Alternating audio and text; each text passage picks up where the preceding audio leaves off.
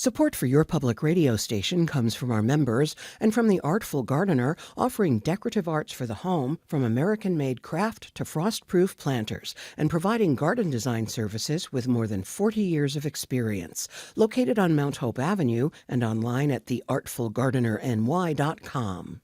And Renaissance Academy Charter School of the Arts, a public elementary school in Rochester with an arts-integrated curriculum designed to help children unlock neural pathways, overcome trauma, and thrive. Community support helps sustain programs and resources. More at renacad.org. For WXXI, this is Connections, filling in for Evan Dawson. I'm Gino Fanelli. Today's connection can be made in virtually every neighborhood in the city of Rochester, at any hour of the day. People sleeping in doorways of local businesses, on tents on vacant city lots, or gathering in droves outside the city's collection of homeless shelters. Homelessness in Rochester is likely the worst it's ever been. Last year's point-in-time count of the homeless population saw nearly 1,200 people. That's the highest number since at least 2007, the oldest figures that are readily available, and a more than doubling since the COVID-19 pandemic. Homelessness is a complex issue, and shelters, which often are exceeding their capacity, are only one solution. Joining us to talk about Rochester's homeless situation and the issues facing it are Mercedes Vazquez Simmons, Vice President of the Monroe County Legislature and President of Madonna Della Strada. Thank you. Thanks for having me. Anna Valeria, former CEO of the Open Door Mission and current board member. Anna, thanks for being here. Thanks for having me, Gino. And Amy D'Amico, a volunteer homeless outreach worker and member of Rochester's Grants Pass Resistance. Amy, thanks for being here. Thanks for having me. So I want to go around to all of you to start off and talk about some of the perspectives of what you're seeing right now. And Mercedes, I want to start with you. La Madonna Della Strada opened in October and dedicated to the late Sister Grace Miller. That's right. You have a capacity of about 25 people? Well, the capacity is between 30 and 35. And sadly, we're exceeding that every night. How many are you typically seeing per night? 38 to 40. So we are absolutely over capacity, and we're trying to make the best situation out of a horrific situation. Certainly, this didn't start overnight. What we're seeing is a pattern of systems that have been broken for quite some time. So we're having to address it, and right now it's all hands on deck, and we're really trying to maximize on the space that we have. I think since the pandemic, as I mentioned at the start of this, we've seen the numbers tick up every single year. Sure. And we see other things ticking up every single year. The cost of rent in the city, for example, has gone up every single year. Those two things are correlated to some degree. But there's a lot of other factors that are coming into play of why more people are ending up on the street right now. That social safety net that's supposed to exist is kind of failing. Right. Now I want to get your perspective on what you think is actually contributing to that right now. What are the failures of the system that are allowing this to continue to happen? Sure. As I'd mentioned, this didn't start overnight. This is systems that have created this environment. We've pushed individuals, we've pushed families into homelessness, whether it be access to affordable housing, true affordable housing, providing true vouchers that are reflective of what the marketplace is.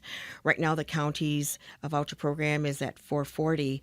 But if you look at what the marketplace is right now for rental, it's $1,200. So you see that there's a huge discrepancy over what they're able to get and what the market is calling for, and access to, of course, stable housing, education. So it's a list of things that have occurred that is causing this, and it's only going to increase if we don't address some of the fundamental issues that we're seeing in our community. $440. $400. I just want listeners to sit on that for a second. If you're getting a voucher for housing right now, $440 is what you can get. You'd be lucky, very, very lucky, to find an apartment in the city of Rochester for under $1,000. That's absolutely right. You won't find even a room.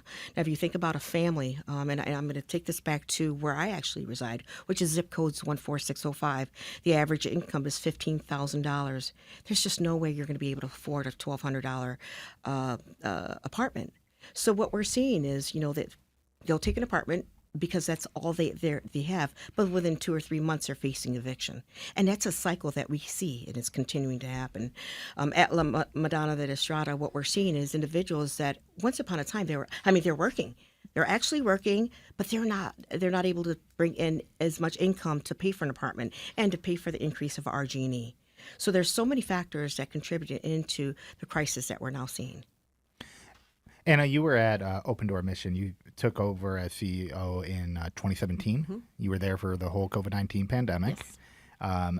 I want to get some perspective of you through that time of the influx of people that you were seeing coming in, and what changed as far as when that spike started to happen from 2021 through 2025. What were you seeing at that time as far as the number of people coming in and the kind of people that were coming in? Yeah, during that time, we've seen an increase since before the COVID pandemic, and a lot of that had to do with actually kind of federal issues with funding and HUD and definitions of homelessness and things like that. But specifically with COVID, what we saw was community resources decreasing. So shelters weren't able to continue to function. Food pantries that were run by volunteers, oftentimes elderly volunteers, were not able to continue to function. So we not only saw an influx of individuals facing homelessness, but the issues that compounded their homelessness, like addiction, like mental illness, were also becoming more and more severe because of the environment at the time. And also families.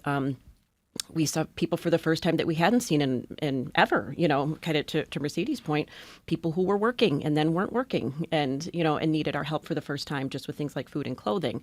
But over the past, since 2013, when the federal government decided to make permanent supportive housing first programs, the one-size-fits-all solution to homelessness, we lost emergency funding for emergency housing, we lost funding for transitional housing, we lost funding for support services, treatment programs.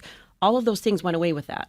And so we're kind of noticing more recent years of increase in these issues, but that pattern is actually long before that. Family homelessness alone is absolutely heartbreaking right now. The numbers are increasing. They're flying under the radar, so they stay under the radar, off the radar of social services, and the children are the ones who are suffering the most. And there is just not, the resources are gone, if almost completely gone, for things that help them the most, like programs like transitional housing and support services. So I think that's a good point to cue up a piece of an interview we did with Arlene. She's a resident of a homeless encampment on the city's east side, and it gives some context when we're talking about family situations and what her unique situation is. So I think we can play that. Truthfully, so you know how they have shelters for like married couples, and we're not physically married. You know what I mean? Like, technically married, so that's kind of hard to. When you don't have nobody out here and you only have each other, you kind of don't want to separate. You know what I mean? So her and her partner, Rashad, live in 2 tents. And it's not that they want to be there. There's a variety of economic circumstances. They don't have access to a lot of their IDs and documents which they lost, where they can't access. He's receiving DSS payments that he can't access. And technically, he makes too much to even get the vouchers, even though he doesn't have access to that money. But this is a unique situation, but also not a unique situation. A lot of people have very similar problems to this. And the end result of all these compounding issues is that the best option for them is to live in a tent. And Amy, I want to turn to you. You're dealing with people that are in these situations quite a bit. And I want to get some perspective of what you're seeing happening right now, why people are ending up living in encampments, and what options are offered to them for any alternative to doing that. In doing street outreach, the thing I see the most is either people who have been evicted and they were doing fine, they were just barely struggling along, and they were working. They didn't have enough for rent, as Mercedes was saying. So that's the one population, is people who were evicted and have nowhere to go. And the other is folks who have compounding issues. And some of those compounding issues, like mental illness and substance use disorders, get exacerbated by being outside. So what started perhaps as one of their issues, in addition to an eviction, becomes a major issue once they're unsheltered. Yeah. And you're a member of the Rochester Grants Pass Resistance, and I wonder if you could just explain a little bit about the Supreme Court decision that refers to and what the implications of it are. Sure. Grants Pass v. Johnson was a decision a year ago. Was it 2 years ago? I don't know. No, I think it was last year. It was last year. It just seems like a very long year, I guess. Last year, Grants Pass v. Johnson was issued by the Supreme Court and said that municipalities do have the right to criminalize unsheltered homelessness outside, camping. They can have a camping ban, and that can happen even if there's not enough shelter space, which is what our community is experiencing right now, is a situation where there are not enough shelter beds. Even if every single person who was in a tent said, okay, I want to go to emergency shelter or I want to go to treatment, there aren't enough treatment beds and there aren't enough shelter beds for them to do that. So they are left outdoors. And the upshot is that people with these exacerbating issues, severe mental illness or drug addiction, have nowhere legal to go. Not the tent, not the emergency shelter, because they can't go in with serious mental illness if it's upsetting to the other people in the shelter. Some of them won't be allowed to stay. They can't go in with drug paraphernalia. OTDA won't let that happen in the emergency shelter, so literally nowhere to go. And the hotels are off limits as well. And there was one option that I feel like I have to mention every time I'm on the show, but Peace Village was a sanctioned city homeless encampment that could operate just like that. When you had no other place to go, it was some place to go, and that's currently gone. It's been gone for 3 years now, and it's making the argument that that is a solution to the problem is I don't necessarily agree with that. It's more that it's something. I think encampments are a solution. They are part of the solution because, unlike an individual tent, once you have an encampment with a few tents, people are caring for each other. They're watching out for each other in case of overdose. They're checking each other and saying, did you test your drugs? I have test strips. Do you want to use mine? I've witnessed that many times. So I think encampments can be a solution to a holistic set of solutions, whether it's permanent supportive housing apartments, transitional housing like Anna mentioned, or support service only programs. When we spoke to Arlene and Rashad, she mentioned something to me that has kind of stuck with me a little bit, that she has better neighbors out here than she did when she had a house. And there's several other tents that are nearby there. Those are the neighbors. There are other people that are just living in tents on this kind of wooded area. And that is, it struck me for a couple reasons. One, it's just, it's a wild thing to hear someone say just on its face. But two, that the best support you're getting as someone who's living in an encampment is from other people living in an encampment. And that screams to me that the systems are failing. Sure. That the systems are not functioning the way they're supposed to, when if you're in that situation where you are so down and out that that's your only option and the best help you're getting is other people that are also that down and out. That's sad. That's a sad commentary on the society we live in, I would argue. And an Open Door mission is currently planning a pretty large expansion. We're going to add over 80 beds, and it's been in the works for a little while. It's planned to be finished by 2028, and I want to get a sense of, okay, what gaps do you think that's going to fill, and is it enough? Do we need more than just those additional 80 beds? Well, for years, at Open Door, we tried. I mean, we grew from 2 facilities to 6 in recent years, and we knew that the biggest area that we needed to expand in was in the area of shelter beds, but also understanding that the problems that we were seeing with our guests had become very severe. The high levels of clinical needs that our guests were presenting with were nothing. I mean, I've been doing this work for almost 20 years. It's nothing like I've seen before. It's certainly when I first started doing this work. Medical, mental health, addiction issues, all just physical needs that they have. There were so many that they were presenting with it, we felt like kind of like an emergency room without any doctors.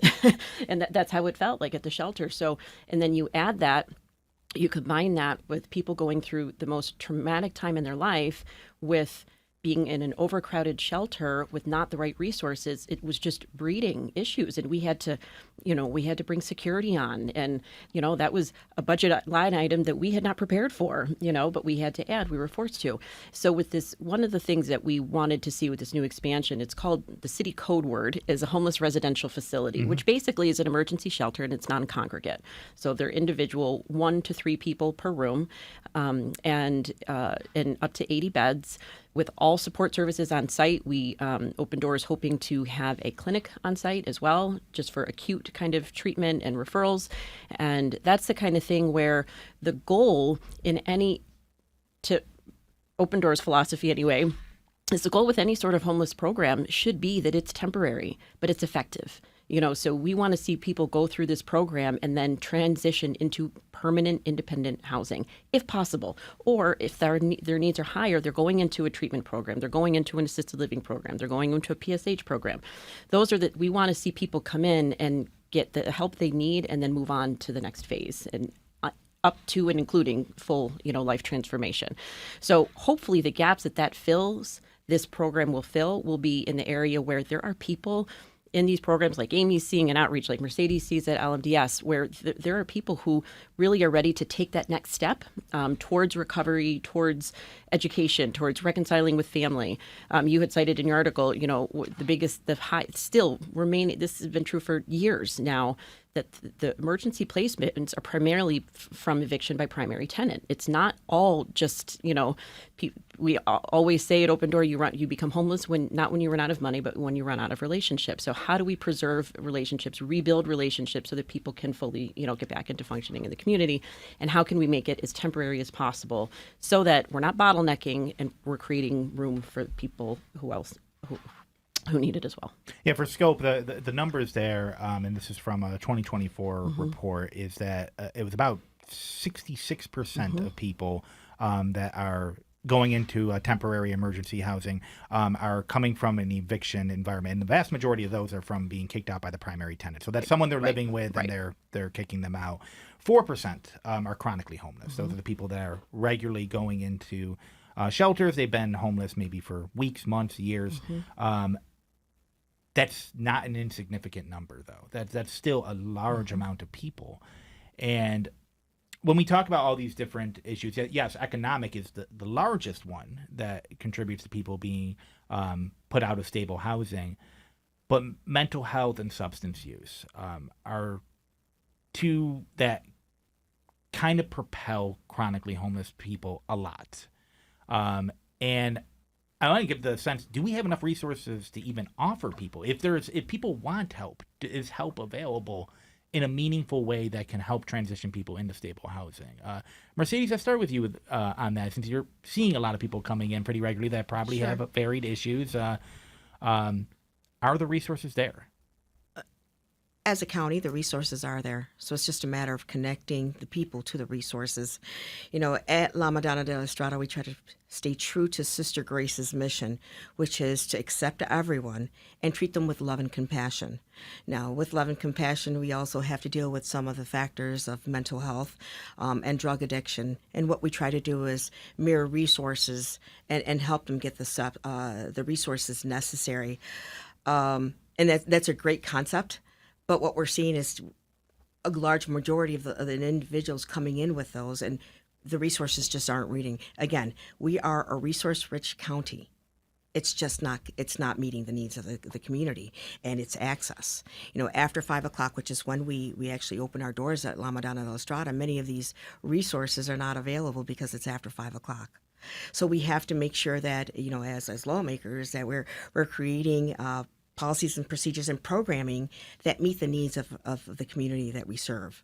Again, we're an overnight shelter, we're an emergency shelter, a low barrier shelter, so we have all these criteria, not criteria but factors that determine what our environment is going to be once we open our doors at 5 o'clock. And it's interesting to hear you say this. You're the vice president of the county legislature. Yes. And it seems like an interesting thing. When we talked before, you mentioned that it's even in your role, it's difficult to ensure funding for your own shelter. Oh, absolutely. And Absolutely. why? I guess it's a simple again, question. it's about political will. Again, we are a resource-rich county, but we have to have the will, the political will of wanting to solve some of these problems that cause homelessness. Again, we are pushing families into homelessness by providing all these or creating all of these barriers. You know, one of the biggest bad words that I call that I absolutely, when I hear it, I cringe. It's the sanctions. The word sanctions. If we could just eliminate that from how we manage our community, because often what happens is individuals will come seeking help. And should they fail to fill out a paperwork, should they fail to miss an appointment, they're automatically put on a sanction. And a sanction can last 30 days, can last 45 days. Well, these folks are already down and out.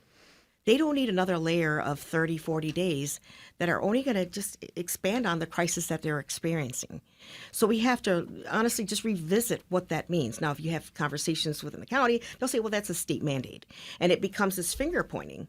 So it has to stop. At some point, it has to stop to say, we need to account for every single member of our county. We're responsible for every member of our county, and remove the barriers that exist today.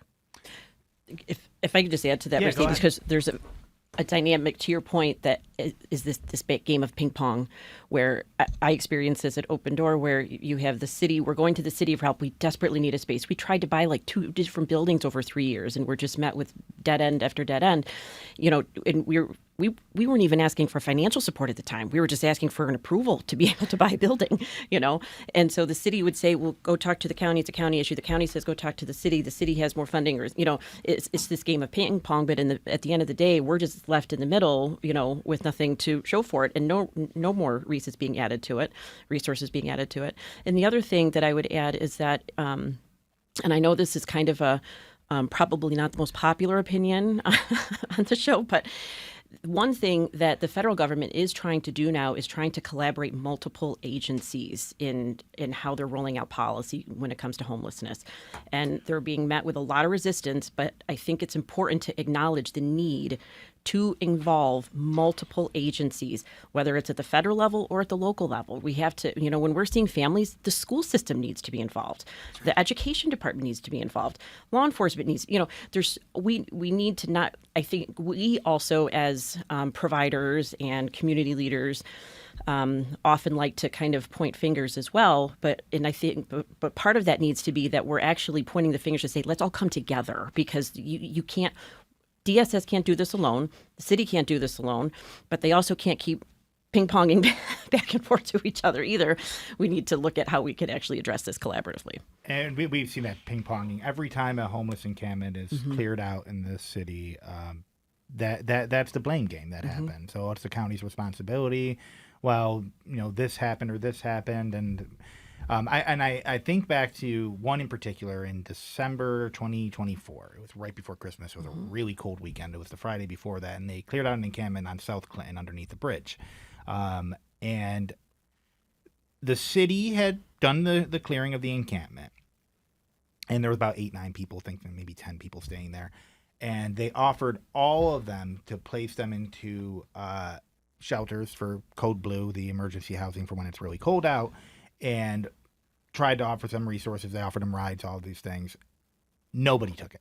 Not a single one of them. So it was just like one of those things where it's like, well, we did everything we could as we were clearing out this encampment, but like effectively you did nothing.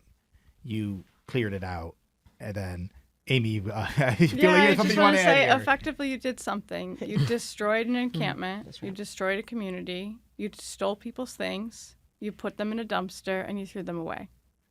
That is doing something. And it's really unethical in light of the fact that we just all talked about how there's nowhere for people to go. And that it's because of systems failures as well as individual failings. Systems failures like TANF rates of $440 for an apartment, or if you get disability or you're elderly and you get SSI, you make too much money even to get that $440, but your SSI isn't enough to get an apartment.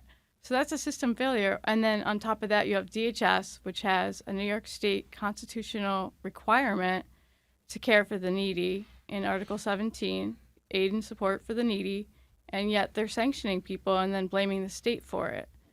And the sanctions are without a conciliation process, which is required, without good faith efforts being something that people are allowed to say, hey, I tried to do this thing, tried to collect 10 landlord statements. I couldn't afford it because they cost money. Because an application costs $25, I don't have $25. Right. But there's no good faith orientation of a conciliation process happening. They're just getting sanctioned for that. For the people that are unaware, can you just explain what sanctioning is and how it operates? I've had to learn a lot about this over the past few years. Yeah, so if you're trying to get temporary assistance from Department of Health and Human Services, then you have to follow certain procedures. And you have to, for example, answer a questionnaire that asks you about how much you drink. If you answer like one question too many, I have a drink twice a week, something like that, then you have to get an appointment with a KSAC counselor. And if you don't go to that appointment to be interviewed by a counselor who does drug and alcohol treatment, you will get sanctioned. And that sanction means we don't have to do this aid and care and support for the needy until after you do this thing. And sometimes it makes sense. Sometimes you're like, okay, child support enforcement on cooperation. I can see why you might want to sanction someone for that. That's important. Although is it that important when these are impoverished people who can't pay child support? But anyway, 55% of the people are getting sanctioned for that. 30% of people are failing to participate in drug rehabilitation interviews. And everything else is other non-compliance. And this non-compliance can result in either a temporary sanction or durational until they do the thing that they didn't do. Effectively, it's when it comes to the substance abuse portion of it, it's basically saying in order for you to get any help with housing, you need to do these things to try to get help, I guess, would be the way of putting it. But the other way of looking at that is if you are going to continue using drugs, you have to be homeless. Right. It's saying it'd be like telling a child who misbehaves, go sleep outside until you learn how to behave. And is that good for the person? And is that good for society as a whole? I guess is the big question there. Is that the right way of approaching it? And I'll take all of your perspectives on this. If this is the path you're going to be on, where you're punishing people for being in active addiction by making them live on the street, and then you have people in the city who we talked to in working on this story that are complaining about the blight of homelessness around them, it feels like everyone loses. Am I onto something there? Very silent room. Yeah, I totally agree with you. It's a lose-lose situation. It's a loss for the individual and their autonomy and their dignity, and it's a loss for the community who says that's okay. Mercedes, you have anything you want to add there? You know, I agree that it's a loss, but I mean, to Amy's point, you know, there are some instances where we can see why individuals fall into this trap. Conditional, and then I'll use the word conditional again, that assistance is available with the following conditions. Now, in some cases, it makes sense, go through a drug rehab. But when it comes to, again, the paperwork, one of the cases that we're working now, and I'll just share a little bit about it, they had to fill out some paperwork. They lost their ID, and one of their criteria was they have to come to the DHS with ID. They didn't have ID. So now they're placed on a sanction because they don't have ID. So it's a matter of just meeting individuals where they are and just making a plan. Let's make a plan to get you back from the streets back into stable housing. Mm-hmm. And I think I absolutely agree that it's everyone loses in this situation, and I think that's exacerbated by I'll go back to the inconsistencies in our different government entities and public entities. So right now, like to this point about DHS is mandating or putting conditional kind of approvals on things if you go get an assessment for your substance use. But on the flip side, when it comes to the COC and HUD, there are you don't have to comply with anything, really. I mean, you have to go through the process, but you get into housing. And the whole point of these projects is that it's housing without those kind of mandates. So you've got two different government entities, one placing a condition on your use and the other saying, nope, that's not the case. You'll get housing and you don't have to. The opportunities for treatment are available, but it's not a mandate. And we often cite similarly the discrepancies in the definition of homelessness between federal departments, right? HUD has its own definition of homelessness, but yet the Department of Ed has a definition of homelessness that would make our numbers like quadruple in Rochester if you actually included the Department of Ed, being what's the difference in definition there? Lacking a fixed regular address. So that's why we see so many students in the city school district, in every district in Monroe County. This is not just a city school district where students are classified as homeless according to the Department of Ed, but since HUD doesn't classify them as homeless, there's no housing allowance. There's no housing funding. That's partly why we lost some of that all the transitional funding years ago had to do with this. So when all of the different entities are inconsistent in their purpose, their definitions, and their delivery, again, who's losing but the community and the people being most impacted by these discrepancies? We're going to take our first and only break of the hour, and we'll come back and continue this conversation. Support for your public radio station comes from our members and from Bob Johnson Auto Group, believing an informed public makes for a stronger community. Proud supporter of Connections with Evan Dawson, focused on the news, issues, and trends that shape the lives of listeners in the Rochester and Finger Lakes regions. BobJohnsonAutoGroup.com. And Rochester Hearing and Speech Center, serving the region for over 100 years, supporting hearing health from newborns to seniors, providing audiology testing and treatment options to help people stay connected to the sounds of everyday life. More at rhsc.org. And we're back on Connections. I'm Gino Fanelli, filling in for Evan Dawson. And I think the other portion of it, we just finished talking about substance abuse quite a bit, and I want to talk about the mental health component of it too, and where the resources are at there. And I think that one's even more complicated to address. I think substance abuse, when people want help, they should be able to access that help when they can and it be available. And that takes everyone's time and path to get to there. When you have someone who has a severe mental health issue and they're living on the street, how much does that exacerbate it, and how likely are they to even seek out treatment after being put into that environment for too long? Amy, I'll start with you on that. If someone is experiencing that, and what kind of stress living on the street might add to that? I would say that everyone who lives outside is experiencing trauma, and everyone I've worked with could legitimately be said to have PTSD or complex PTSD just from living outside, in addition to ACEs and those adverse childhood experiences and the TBIs that some of them have, traumatic brain injuries. So serious mental illness is significant on the streets of people who are living unsheltered in places not meant for human habitation. And the resources are very limited. There's, I think, one peer-led temporary respite housing right now at East House.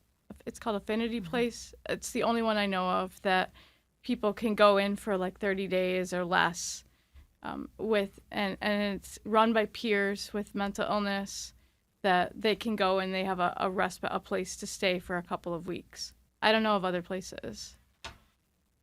Are either of you aware of anything else in that vein? I remember there used to be. Yeah. I remember there were a lot. They were rooming houses and, multiple agencies had multiple locations. Yes. Yeah, and not now. Well, what happened?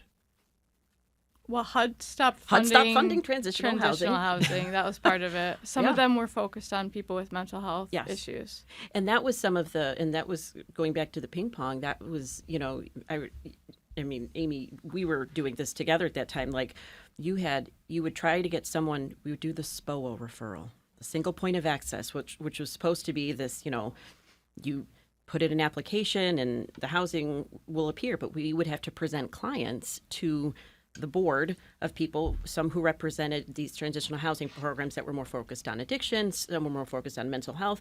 So then, as I was a case manager at the time, I had to make the argument between back and forth, one side saying, well, the addiction is overpowering the mental illness, so you need to do the addiction house. And the addiction place would say, no, the mental health is, and it was this game of back and forth. And oftentimes it led to them not even being placed or waiting too long, and then you lose contact, and then they're back on the street.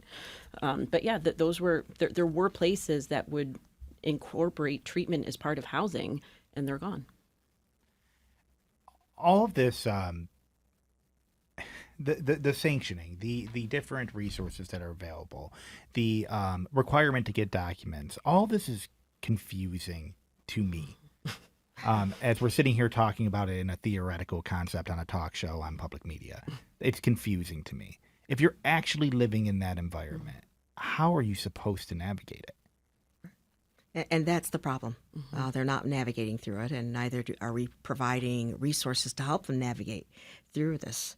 So it's a compounding issue that, to me, it's fixable. Provide resources up front.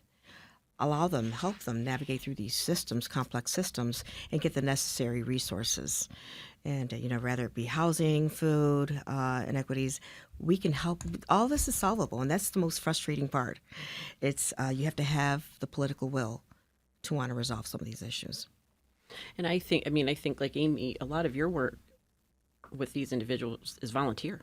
Yep. I mean, you're all you do this on your own. I started doing it that way too, and now and one of the things, one option that HUD used to have was support services only. So these are people who would go out. My very first job was a case manager who. My role was to go out and find people that would not show up to appointments. And I had to literally, that's how I got to know the system, because I had to go find them places. I had to find them at jail or in the ED or on the street or wherever they were, just to try to get them connected. We don't have that anymore. And so our best bet is volunteers like Amy and Mercedes and those of us who continue to do this. And when we really need access, resources are often just a matter of making that connection. That couple that you talked to, there are resources to get IDs. There are resources for that. Someone needs to go and tell them, here's where we go. Here's how we can make this happen. And some of it is also about money, though. Mm-hmm. I think some of it is local dollars at the county level. Yeah, I'm with you on that one. I think if the state wants to put in $440 a month for housing, we all know that's not enough. If the local municipality could double that, we might get somewhere. When was that number set? Was that like 2003, 2004? 2003. And I think there was a COLA in 2012, like a couple dollars for families, but otherwise it hasn't changed since 2003. And it's really easy to just think about what a dollar was worth in 2003 versus 2026. Right. I don't know the inflation off the top of my head, but I think it's pretty high. it's a pretty high jump. Mercedes, an interesting thing happened when we were speaking last week at Madonna Della Strada, 2 weeks ago, last week. Twice during the interview, the bell rang, and it was a hospital drop-off. Yes. And that kind of struck me. It's a thing I knew happened, but how frequently it happens, that someone ends up in the ER or in the hospital and they're discharged and they ask them where you want to go and they just drop them off at a homeless shelter. Right. It's pretty stunning. You were there for a short period of time. We had two, but throughout the day, if I get a dozen calls, that's just a good day. It's the same. Yep. It's constant. We have individuals that need to be discharged, and in some cases, they just drop them off. They don't bother. I mean, we're overnight shelter. We're open from 6 o'clock to 7 a.m. And they're dropping them off at all hours of the day, which is incredibly alarming. And we've had meetings and we've had conversations with hospitals to say, please stop doing that. You know, if you're only adding to the crisis that they're already experiencing by doing that. Make sure there's a firm handshake. We'll accept this guest overnight, but there's got to be a different plan. And I know, Anna, you and I have talked about it, and you've had some relationships with the hospital and conversations with the hospital. But this is a growing problem that we're experiencing. Yeah, that's what I said earlier. We're an emergency room with no doctors.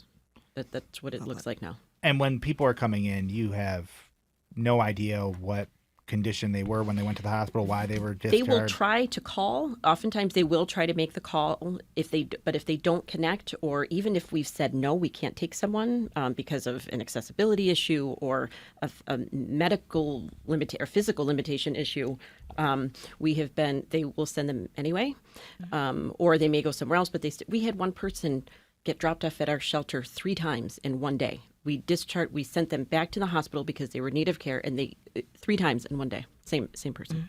I'm going to take a call real quick from Rachel in Rochester. Hi, Rachel. Are you there? I'm in Rochester, calling from the Wilson Foundation. Hi, Mercedes. Hi, Anna. I'm calling to ask, we've been working on housing issues for over 60 years. Do each of the guests here who are experts and been working in these areas for a long time, do you believe that housing is a human right? And what do you think is the long-term solution to the homelessness crisis? I can certainly answer that. I personally do believe that housing is a human right. There's so many different ways of tackling homelessness, and I think that we have to take a look at every possible solution. We have to look at systems again. We talked a little bit about what are some of the causes of homelessness, what causes families and individuals to be out in the streets. And we just have to revisit, again, some of the basic components. It's education, our education system, our housing crisis that we're experiencing, and access to high-paying jobs or higher-paying jobs. So I think that there's just many things that we can be doing differently to help address the homeless crisis that we're facing. Anything either you want to add there? Amy, I think I know your answer to this, but do you think housing is a human right? Of course, it's a human right. And Anna, you Yes, as well? Yes, of course, it's a human right. And I think that we can, how we do that, how we roll that out is probably going to look different from all 4 of us sitting at this table, But I also think that we have to look at this both federally, locally, and in the private sector, I mean, look at the issues that we have with landlords. Landlords didn't start by not wanting to accept vouchers. Mm-hmm. Some of them tried to give it their best shot, and they got screwed over for it. So now, how do you find landlords? How do you empower landlords in the local community who are willing to work with vouchers, who are willing to have lower rents, in exchange for being able to offer more opportunities for housing? And how do we expand and diversify the kinds of housing models that we are funding federally and locally?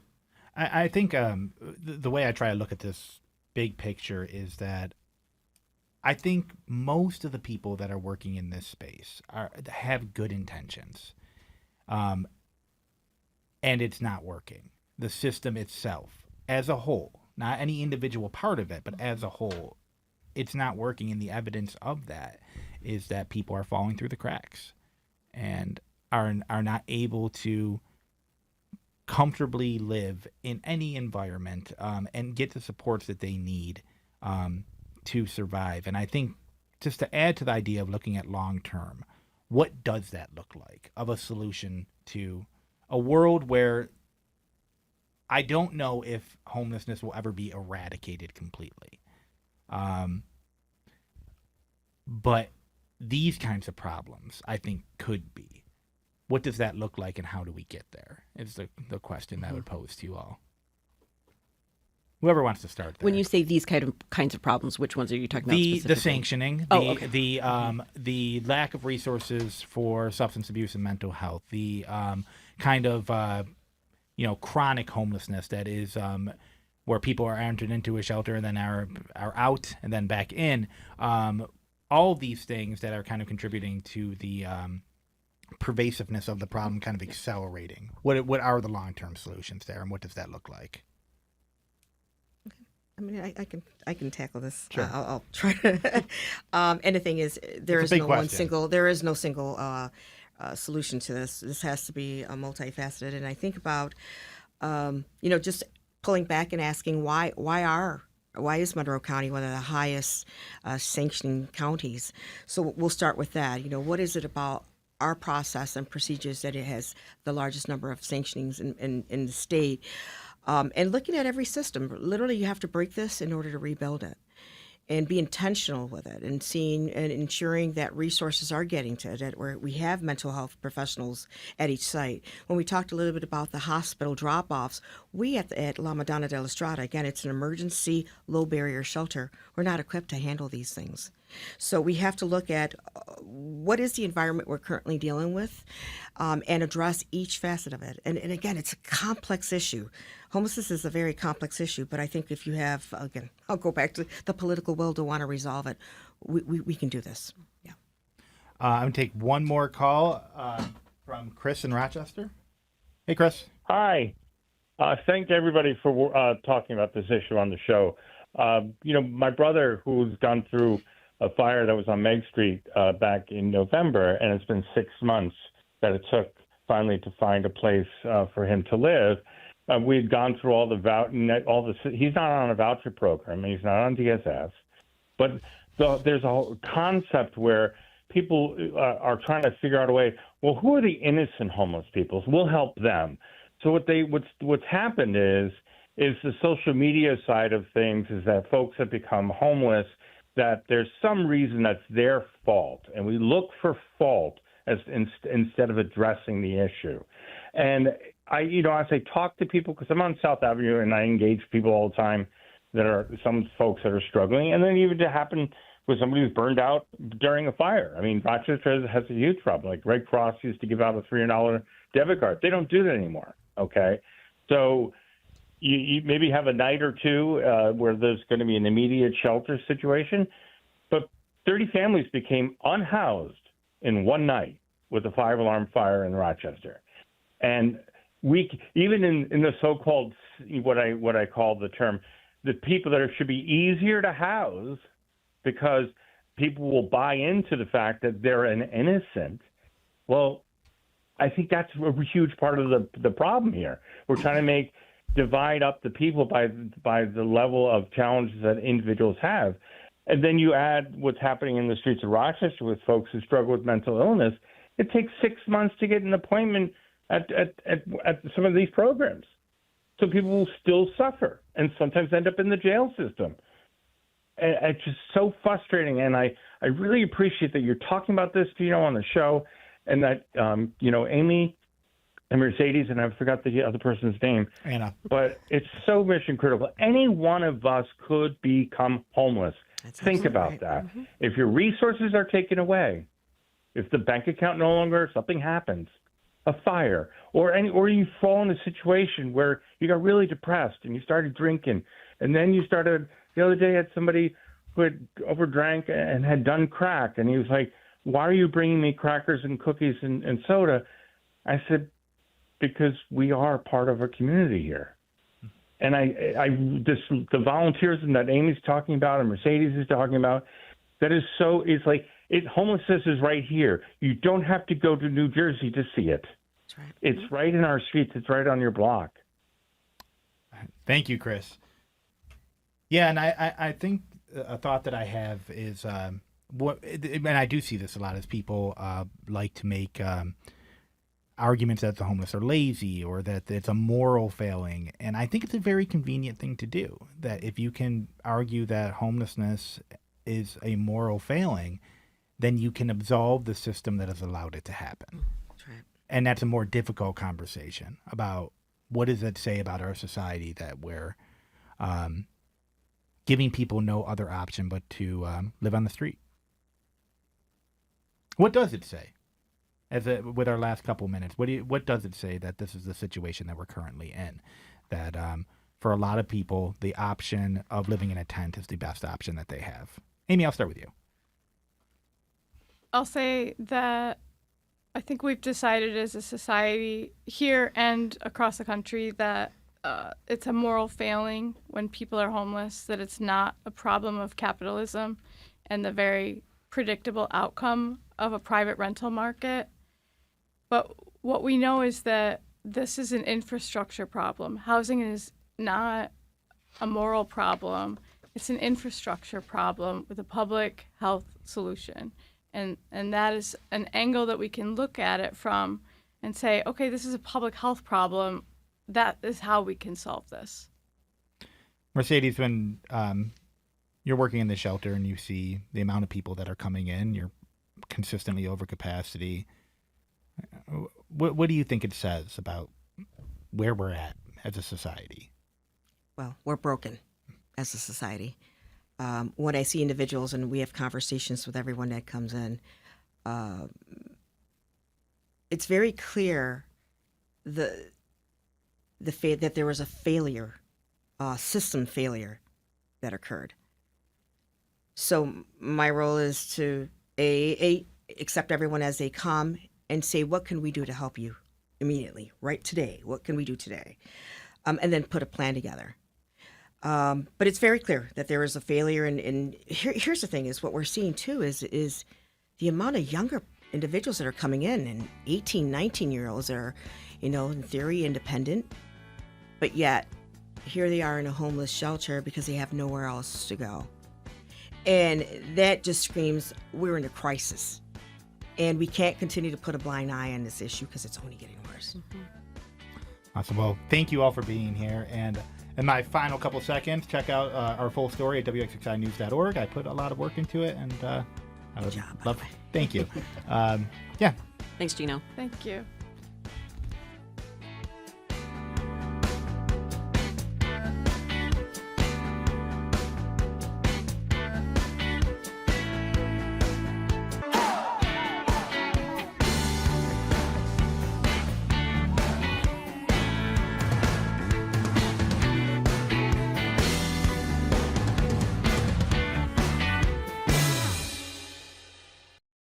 This program is a production of WXXI Public Radio. The views expressed do not necessarily represent those of this station, its staff, management, or underwriters. The broadcast is meant for the private use of our audience. Any rebroadcast or use in another medium without expressed written consent of WXXI is strictly prohibited. Connections with Evan Dawson is available as a podcast. Just click on the Connections link at WXXInews.org.